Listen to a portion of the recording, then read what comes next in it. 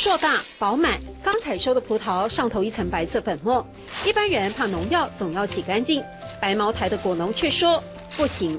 这个葡萄唯一它就是会香，好啊，会香之后，它果粉特别漂亮，有没有哈？啊，果粉在日本人说果粉是最营养的，所以它的名字连皮吃啊。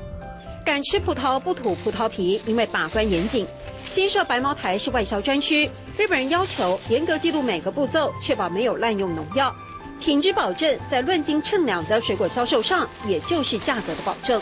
我知道它1公斤的话，卖在台币的话，看我们过去看的话，有500-600块这样子。但外销条件在转变，眼前这些新鲜葡萄采收之后要先冷藏12天，莓果蝇才能到日本，增加了果农的耗损。懂得变通的客家农民为葡萄找新的出路。像香港、新加坡来讲的话，大概出去的话，1年度的话，差不多就是100多吨这样子。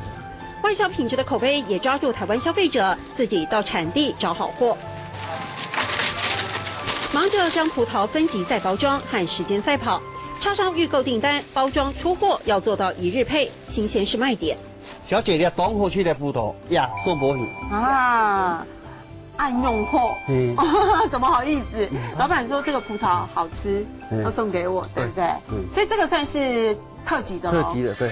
作为台湾最主要的葡萄外销专区，在白茅台这里的农民面对的却是出口价格被低估，也因而出口价未必比得上国内内销价格。那既然如此，干脆把值顾好，吸引更多的民众直接来产地下订单，也因而能够稳定他们的销售量。